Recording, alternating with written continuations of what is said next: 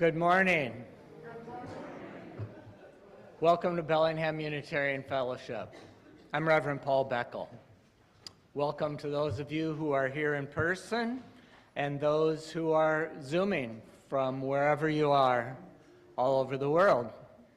May this be a place of both sanctuary and encouragement to live our values. Hi, I'm Rupert Ayton.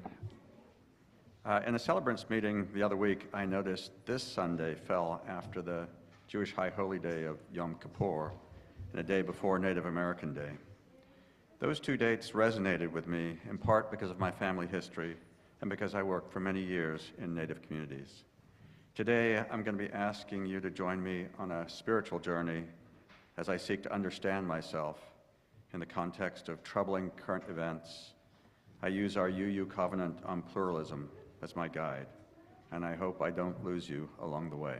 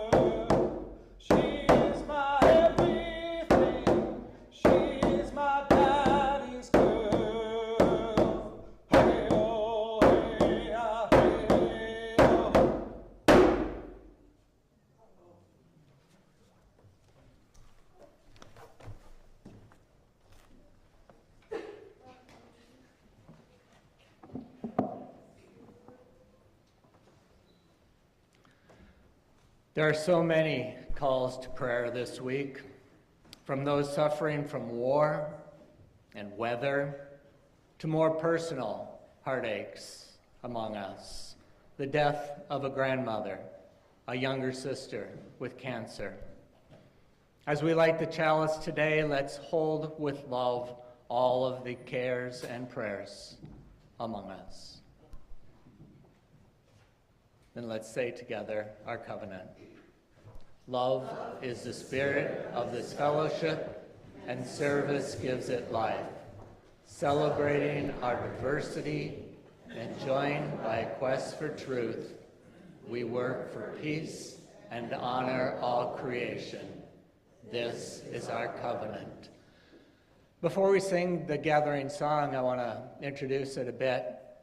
My colleague Jason Shelton wrote this song maybe 15 years ago, and sometime after that, are the words up there yet? Don't put the words up there yet. It's called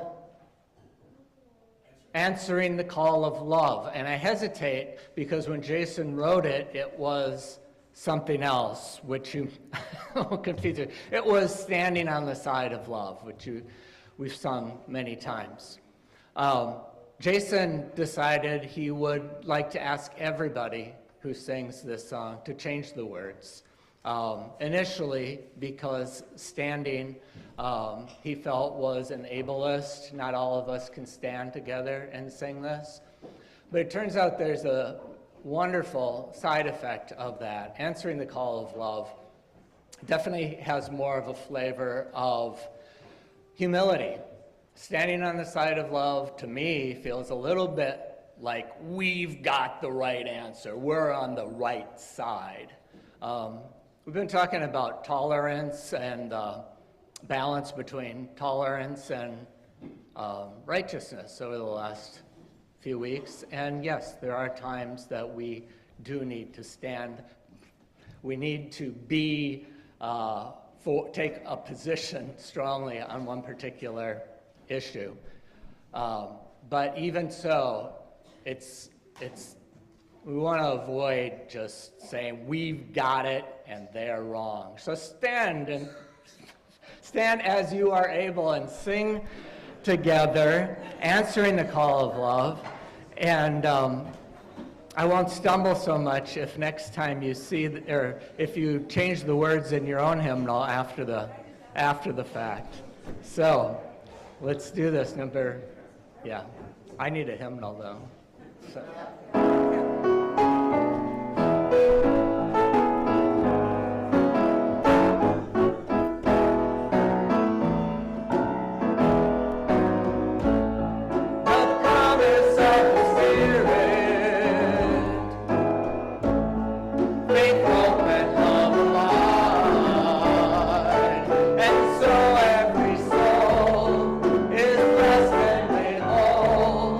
The truth in our hearts.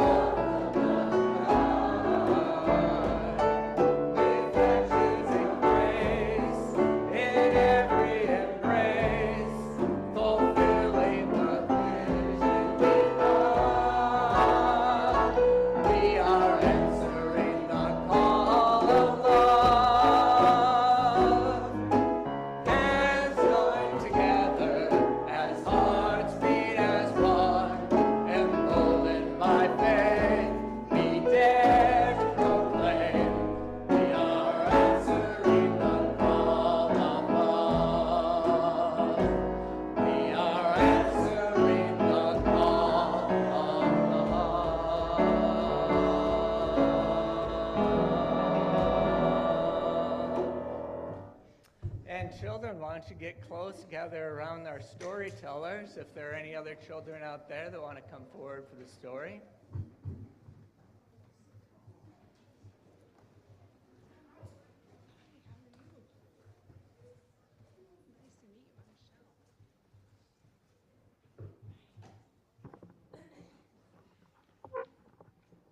What's good, little ant?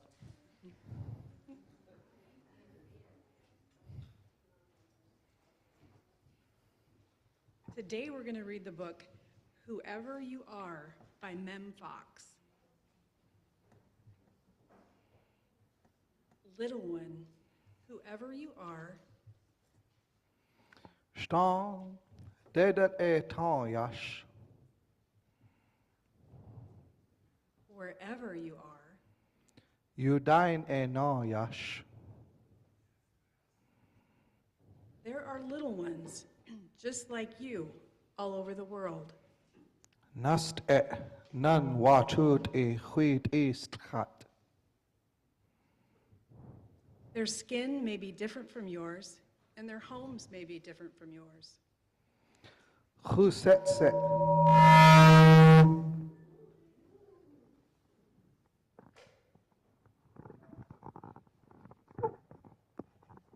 Who set? Stan dawa utli. Who munstan dawa utli. Their schools may be different from yours, What's it stan dawa utli. and their lands may be different from yours. Who yatli chu standa dawa utli. Their lives may be different from yours. Wachayat stan dawa utli. And their words may be different from yours. Who wea stan dawa utli. But inside, their hearts are just like yours. Nast nan hushri mi wachut huit east gat. Whoever they are, wherever they are, all over the world. Stan, you dat tayash, you dine nayash, nast nan hushri mi wachut huit east gat. Their smiles are like yours, Wachut sweet khan. and they laugh just like you. Wachut yagatlu. Their hurts are like yours, and they cry like you too. Wachut huidin at. Wachut hui eshra. Whoever they are, wherever they are, all over the world. Stan, nan chan, nan nayash, nan dawa statan, hatu huit dawan stan Little one, when you are older and when you are grown, Nan chan, nan nayash. you may be different. Nan dawa stan And they may be different. Wherever you are, wherever they are, in this big wide world. Hatu huit dawa stan Dedat tayash, dedat tet gat, dedat arit gat. But remember this, Hetna mi nash. joys are the same and love is the same. Dedat tayash, dedat tet gat, dedat tagit gat. Wachut shwitchan, wachut trushlte. Pain is the same and blood is the same. Wachut trushlte, Wachuti aslte. Smiles are the same, and hearts are just the same. Wherever they are, wherever you are, wherever we are. Wachuti shri. Wachuti shritkan. Sta. De dat Ayton yash. De dat tetchat. De dat tagitchat. All over the world. Huiti stilkat. Hey.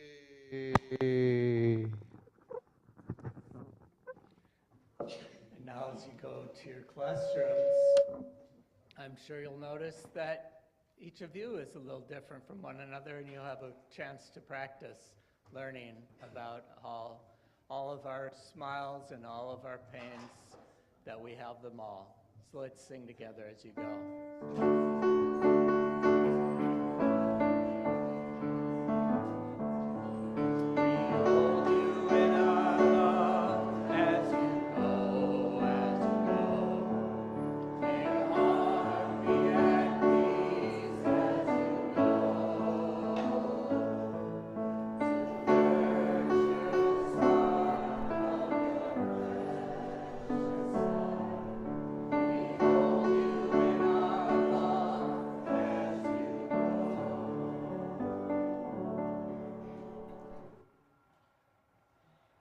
Hi everyone, I'm Liz. I'm the Religious Education Coordinator here at Buff. I'm just here to remind everybody that we have wonderful childcare providers Wednesday nights following dinner for those of you who have children and wish to be in our amazing choir. If you have any questions, you're welcome to contact me at re@buff.org. And I just want to thank Eli, Emma, and Lucy for being our regular Wednesday childcare providers. Thank you.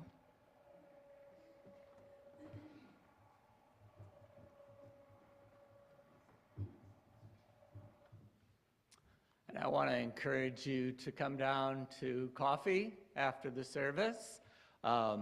If you're here for the first time, this is a great way to get to know what Buff's really about. Also, if you're here for the first time or you haven't filled out one of our Buff-colored visitor information cards, they're in the seats in front of you, they're the pew racks in front of you, and also out front. So please toss one of those in the collection plate as it comes around, and we'll be in touch with you with our weekly newsletter. Thank you.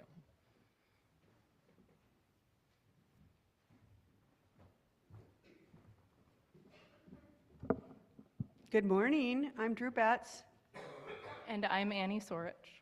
just in case you didn't know. Okay, so we're here to talk about the auction. We've both been working on it hard, and we have lots of hard work to get to the goal line. One of the things we really need, two things we really need, donations and volunteers, and maybe ticket sales too, don't you think, Annie? Three things we need: sales, donations, volunteers. So I'm going to talk about donations, Annie's going to talk about volunteers. We need our donations made by a week from today at midnight. So we're getting down to the wire, and we have a lot less donations from last year. And some of these are ones that I've just put up. I know that Kirsty and I are going to lead, we think, 2 tours of the cemetery, one in the fall and one around Memorial Day. So if you've never been to Bayview Cemetery and you'd like a guided tour, we will be doing that. And it's a really interesting place to visit. So we know that there's lots of creative ideas that both celebrate life and honor legacy, and we encourage you to do that. I'm also going to give a little shout out to my trip to Oaxaca a couple years ago. We're asking that people not wear costumes because we are celebrating, we're using the theme of Dia de los Muertos, and one of the things I know when I got to Oaxaca is everybody, we got there on October 31st, there were so many people with flowers in their hair, both real ones and artificial ones, and I decided to bring some that I could wear whenever I wanted to. So wearing flowers in your hair or wherever you want on your body is a wonderful way to get into the spirit without appropriating the holiday, and as will the food be and other things. So we're thinking about that really carefully. I've just written a piece for the midweek update that'll come out about that to reinforce it. And I'm going to let Annie talk about volunteers. Yes. No Halloween costumes, please. It's not we're not celebrating Halloween. Thank you. So we need a lot of volunteers. A lot of you can see as you're on your way out, or maybe it'll be in the social hall. We have sign-up sheets, and there's a lot of blank slots. If you don't want to volunteer on the day of the auction during the event itself, there will be an opportunity to help set things up and decorate the day before, which should be really fun. And if you're able to volunteer during the auction or immediately after, we're just asking for like an hour or two of your time. And depending on what your interests and skills are, there's lots of opportunities. If you're somebody who's very good with computers, we can train you up on our auction software and you can help check people in and out. If you don't want to be anywhere near a computer, you can just pour beer. You can pour beer, or you can sell raffle tickets. There's lots of opportunities available. It takes all kinds. So please come find us after the service, or again in the midweek update, there will be a link to the Sign Up Genius where you can browse those volunteer opportunities. Thanks. I want to mention, though, regarding costumes, we will have a costume parade, and we want everybody of every age to dress up for Halloween for the Sunday service on the 27th of October. So please do that. And also, right after the service today, there will be a tour of the building. Judy Casper is holding up her sign back there. If you do not know your way around, we'd love you to know your way around. Judy will be in back and be happy to guide you.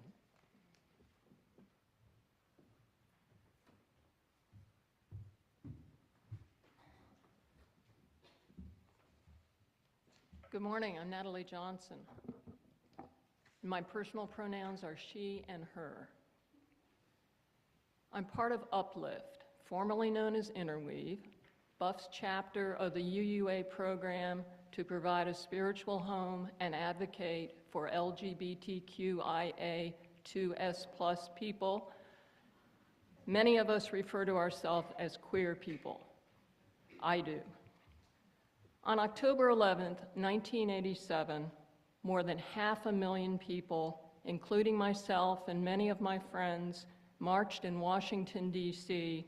in pursuit of health equity and basic civil rights for the queer community. Out of that march, National Coming Out Day was born as the most basic form of advocacy, identifying ourselves and to other people, and sharing that identity. This past Friday marked the 36th observance of that day. Why celebrate National Coming Out Day? Don't queer people come out every day all over the world, and isn't this now commonplace? Well, yes and no. Many of us live in welcoming, supportive communities like Buff and Bellingham, where in general, coming out is relatively safe. Progress has been made with marriage equality, education about queer people, employment protections, and other achievements. There are, however, troubling reports about being queer in America today. For example, in 25 states, gender-affirming care is now illegal for those under 18. And according to the Center for American Progress, as recently as 2020, more than 1 in 3 queer Americans face discrimination of some sort, and 60% of transgender people were discriminated against. To avoid the experience of discrimination, more than half of queer Americans hide. Imagine having to contort yourself to avoid harassment, discrimination, and for some of us, bodily harm and death. In the face of this continuing oppression, it is vitally important to celebrate progress and the beauty of coming out. So what is National Coming Out Day? Well, it definitely isn't a day to force queer people to come out or to shame people who haven't. Rather, it's a day to celebrate having the courage to share an important part of yourself with others and for celebrating those who may come out to you. Rather than being perceived as exposing yourself or confessing something, we should see coming out as a marker of coming into your identity and allowing others to share in that knowledge. Celebrating is also important because growing numbers of people identify as queer, especially younger people. According to Gallup, in the US, almost 20% of those born since 1981 identify as queer, and a full 20% of young women aged 18 to 27 identify as bisexual. With each succeeding generation, the number of people identifying as queer increases, and the need for transforming our society grows. My own journey coming out has been in phases as I've matured. It has been and continues to be a lifelong process. At 12, when all my friends were attracted to the opposite sex, I knew that was not my path. I knew I was attracted to girls, and so I came out to myself. To better understand what I was feeling, I tried to find books that would educate me. Unfortunately, words to describe me were difficult to find outside of abnormal psychology textbooks and novels of stunted lives and self-loathing. All of this was daunting, yes, but ultimately not dismaying because I trusted myself. For instilling this trust, I credit my UU religious education, where love was at the center of our experience and acceptance was commonplace. Throughout my teens, I kept my sexual orientation to myself, biding my time until I could escape from rural Southern Virginia and go to college in the North. I was overjoyed to attend a small Quaker liberal arts college outside of Philadelphia, where I found several lesbians, gay men, and one transgender woman. I found the supportive, accepting community I hungered for. There, I quickly came out to others and experienced a freedom and pride I didn't know possible. Those were 4 critical years where I fully embraced my lesbianism and feminism. I felt powerful and whole for the first time in my life. Leaving college was revelatory and predictable. The greater community was not accepting of queer people, and I knew I would have to hide. I lived in a state where lesbians did lose their children, where queers were denied housing, and where we were fired from our jobs. I was frightened, depressed, and it was exhausting to hide, prevaricate, and spin tales of an alternate life, all to experience normal living. I'm not sure how I would have gotten through without and maintained my sanity without good friends. I was angry and frustrated much of the time. Retiring has changed all of that. Now anyone who knows me knows I'm a lesbian, married to a wonderful woman with whom I've been in a committed relationship for 30 years. We live openly and with gratitude for those who came before us and made our progress possible. It feels wonderful to be candid and open about the various facets of my life, and very importantly, to share that with other people. My hope is that by being visible, I might make it easier for another person to come out and experience the freedom and joy that I have living openly. So let me invite you, whoever you are, whatever your sex, your gender, your sexual orientation, come celebrate with us. We welcome you. Thank you.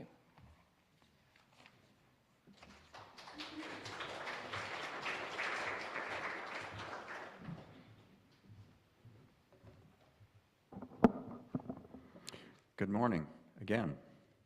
Sweaty palms.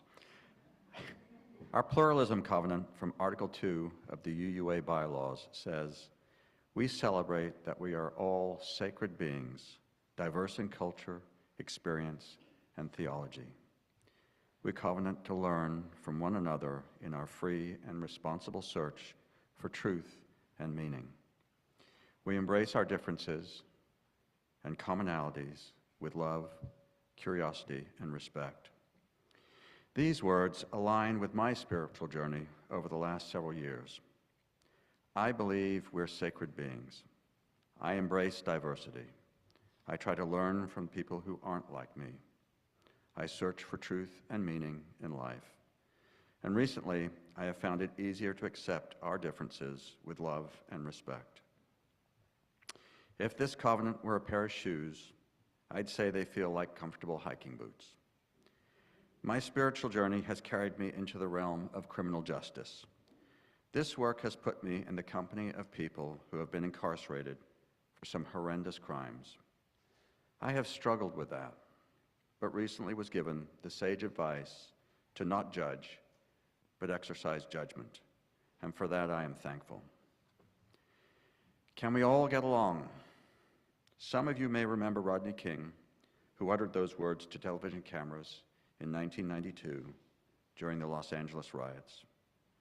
The riots were brought on by outrage when 4 white police officers were acquitted of the use of excessive force in their arrest of King, a black man, a sacred being. They were acquitted despite the evidence, a clear video of the savage beating King received. At the time, I was outraged by what I saw. It was inhumane. These were police officers. We expected better of them. But then, during that same period of riots, a mob attacked and beat a truck driver, Reginald Denny, a white man, a sacred being. What had he done other than be the wrong color in the wrong place at the wrong time? In those days, my daily commute of 55 miles took me through Los Angeles. As I drove through smoke and fire for a couple of days until the rioting subsided, it felt to me like I was in a war zone. Until then, and since then, mass violence was something on the news, not something in my backyard. I was afraid, but that fear embarrasses me today. FDR said the only thing we have to fear is fear itself. The fear I felt significantly diluted my outrage at Rodney King's beating. I knew the beating was wrong, but I did nothing about it. I was smug. For me, there was no call to action. 9 minutes and 29 seconds. More recently, when I first saw the 2020 video of George Floyd's murder in Minneapolis, I was outraged. Were you? There had been many similar episodes of police inhumanity before this. Sacred beings beaten or killed. For me, this time, I did feel a call to action. My call to action started with a feeling that I had the fear thing backwards.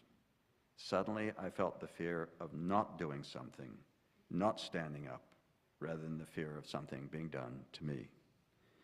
Today, I read our covenant on pluralism, and it puts into words what I was afraid of not doing. I needed to be an ally and go on record that Black lives really matter. I needed to show the love that was inside me. This brings me to the Holy Land. Almost every day now, for the past year, we've been exposed to videos of death and destruction on a mass scale in Israel, Gaza, and Lebanon. It's a region referred to as the Holy Land. What is happening, though, seems quite unholy to me. I struggle to find words to describe what I see in news videos: the devastation, the destruction, the grief of those living in the midst of chaos. I have tried out the following words: annihilation, genocide, ethnic cleansing, colonialism, partition. These words all seem to refer to the inhumanity we're witnessing, but I can't quite make them fit what I feel. They seem too easy and too pejorative for the empathy I feel for all parties involved. To me, what's happening is the opposite of pluralism. I try not to be judgmental, to blame responsible parties. My gut says this isn't a simple situation of good versus evil. Who are the responsible parties? Surely not the seeming innocents murdered every day. Hamas? Hezbollah? The long arm of the Islamic Republic of Iran? They seem easy to cast as villains. But what about Israel, or more precisely, the Israeli government? I think I'm exercising judgment here. I say it's the act that's wrong, not the people. It's the same way I think about those whom I've met who've been convicted of crimes. But it is easier to evaluate those here in Washington State. It's not so easy to evaluate those 6,700 miles away. Boy, oh boy, is this complicated. And what makes it so, I think, is the specter of anti-Semitism. Can I be critical of what the Israeli government is doing and not be an anti-Semite? To complicate this further, how do I make sense of my feelings when I am a non-practicing Jew? Yesterday was Yom Kippur. For me, the words Yom Kippur don't represent a high holy day. They represent the 1973 war. I was out of high school and on the first of my gap years, meaning I was working in a car wash in Burbank because I couldn't think of anything better to do. It was actually time well spent. At that job, I learned a lot from my ethnically diverse coworkers. That year, my older sister was living on a kibbutz somewhere close to the Golan Heights. In a letter home, she wrote she could see the faces of the Israeli pilots as they flew their missions low to the ground. Wow. Did that mean I had a stake in the conflict?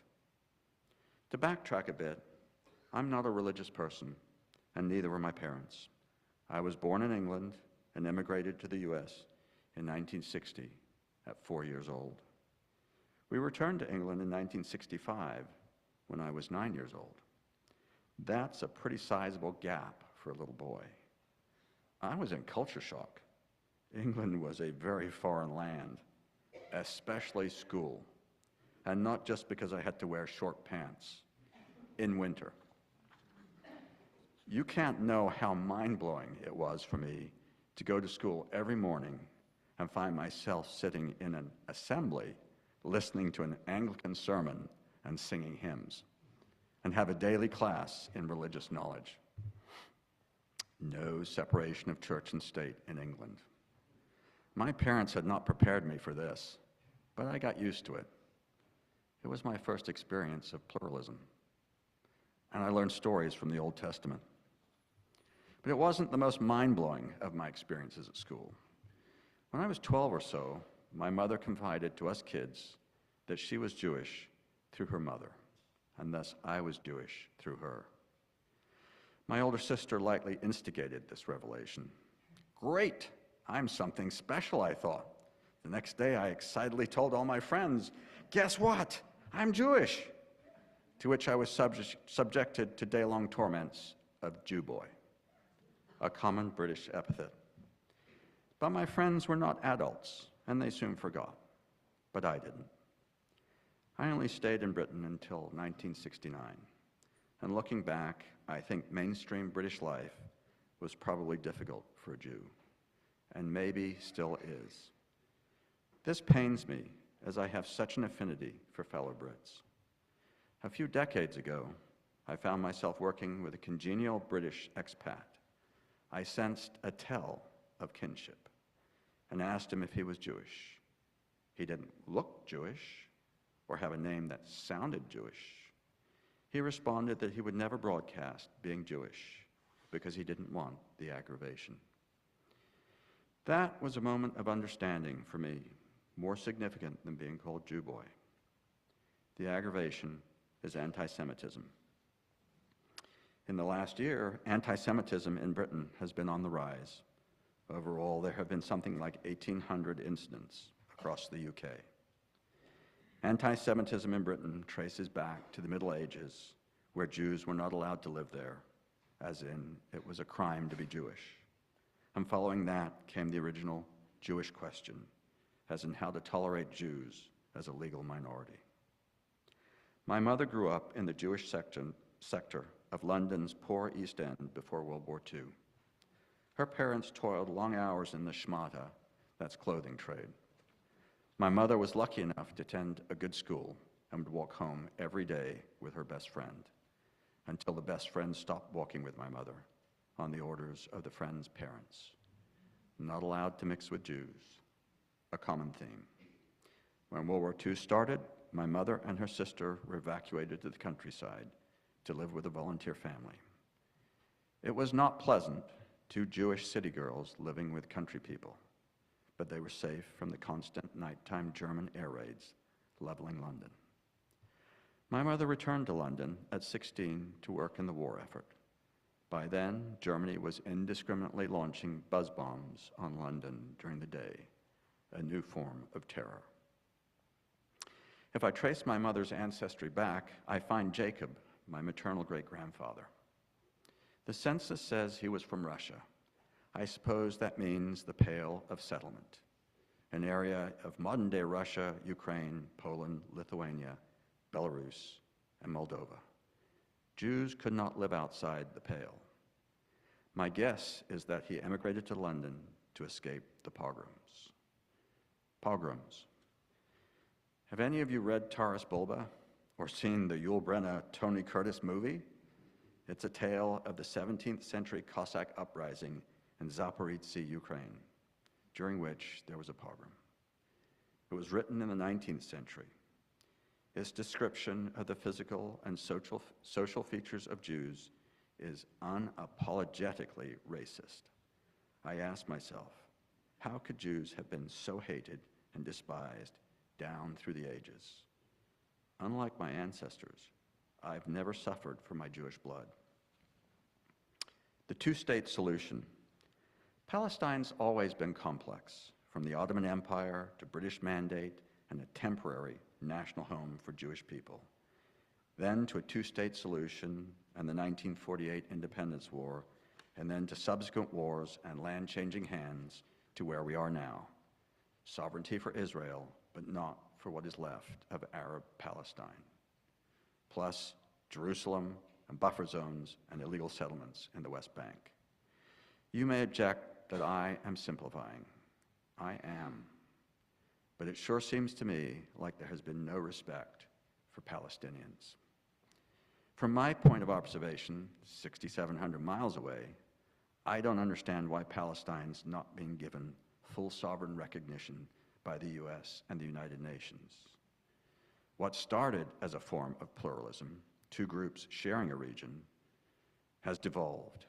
Palestinians driven from land promised to them with lots of violence along the way. First there was the PLO, now there is Hamas and Hezbollah, each trying to get back what they believe is theirs, violently. Is this a fair assessment? Countries have a right to defend themselves. Daily attacks, such as those occurring from Gaza and Lebanon, would be unacceptable for any of us.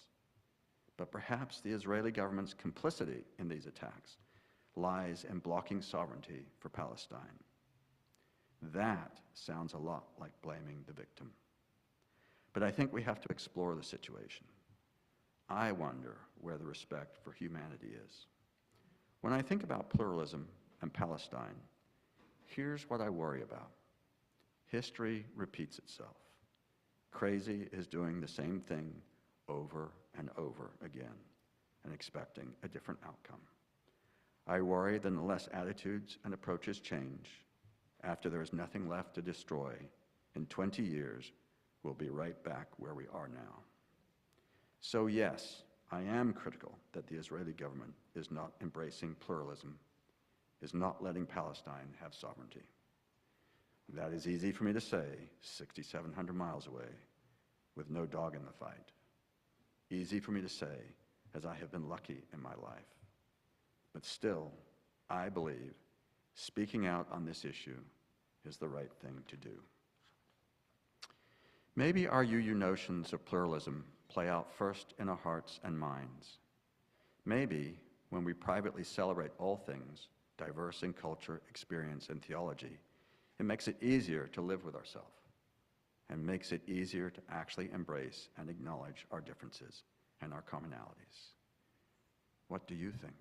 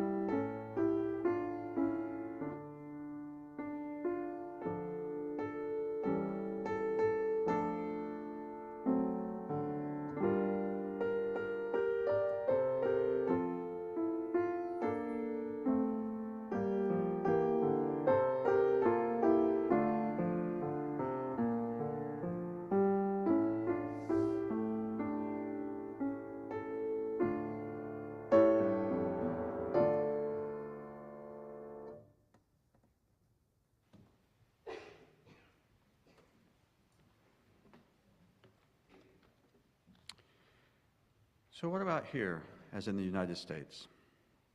Here's the thing. I wonder if, as a U.S. citizen, am I a typical liberal, looking with angst at what's happening elsewhere while ignoring what's happening at home? We, as a nation, have a tangled history of being involved in the death of innocents. Those first innocents were the indigenous people of this land. As I search for truth and meaning, I need to consider our history. Let me take you on another journey of personal understanding. At age 4, I sailed under the Golden Gate Bridge and stepped off the boat onto Ramaytush tribal land in San Francisco and settled on Grattan Rancheria tribal land in Marin County.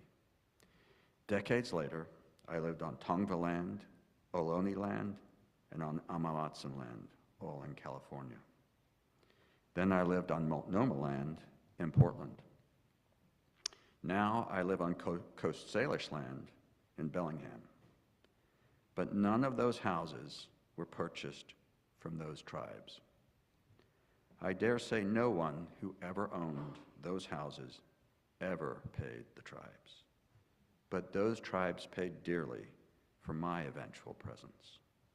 In California, Spanish land grants took tribal lands.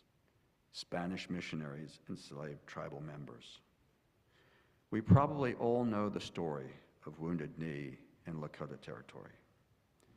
But did we know it was preceded 30 years before by the Sacramento River Massacre of 1846? The history of Yankee irregulars killing Indians for bounty continued well after the United States went to war with Mexico for California that same year. The late Marshall McKay, chairman of the Yochadihi Wintu Nation, on whose ancestral lands the Sacramento Massacre took place, told me that even in the 20th century, Native Californians were wary of admitting they were Native. As California evolved, many tribal people claimed to be Mexican, as that was safer than being Indian.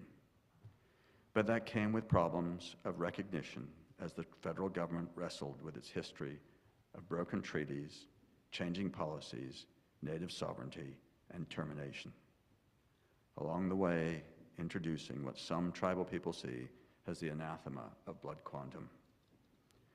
Are there similarities between North American indigenous people and Palestinians? Maybe. One similarity is the challenge of land, borders, and sovereignty. The other is obvious, as in bloodshed. There's something like 700 unique indigenous peoples in the US, and their differences are significant. Some federally or state recognized, some not. But they learn pluralism. Historic rivals respect each other and work together for a common good. Up here in the Pacific Northwest, we only have to look at the affiliated tribes of Northwest Indians to see this in practice, with more than 50 tribal governments. Sure, they have their differences, but they work together for their common good. Isn't that what we seek with pluralism? Native people often refer to their journey in terms of resilience. They've survived all that has been perpetrated on them, from land theft to genocide to rape to relocation to boarding schools to baby stealing.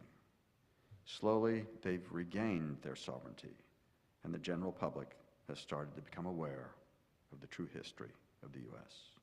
And slowly, there has arisen a sense that a reckoning must take place in order for our soul as a nation to be at peace.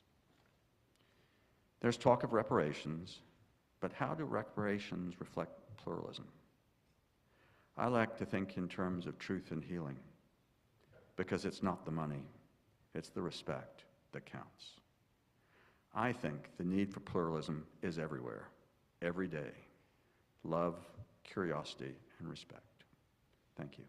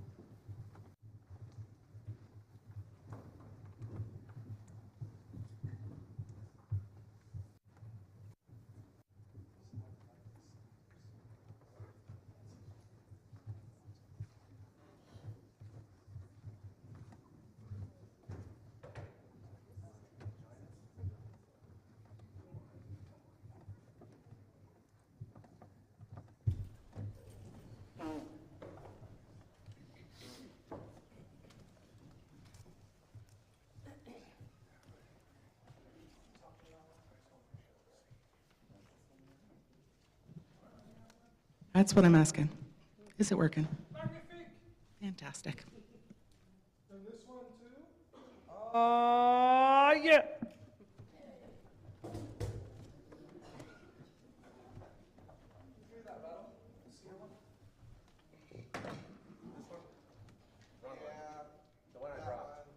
No, the one in your hand. Put that one on the chair, please. Here we go.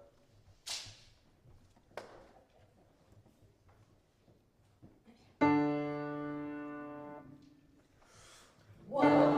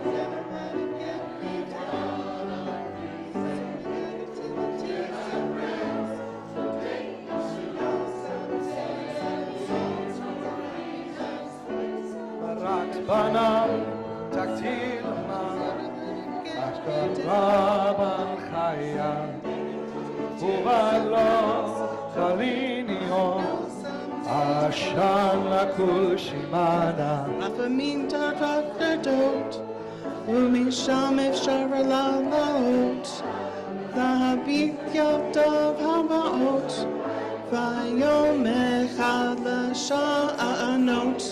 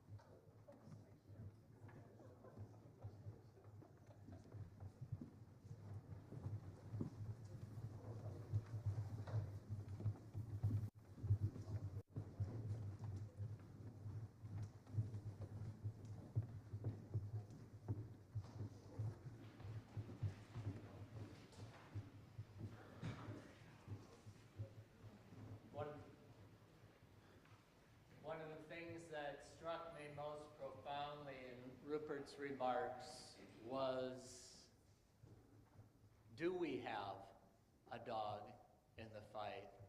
And I thought about situations where I might not be directly involved, but does my humanity, my call for love, my desire for peace ensure that I do have a dog in the fight, for lack of better words, wherever and however I tried to make the world a better place. Will the ushers please come forward and receive our morning offering?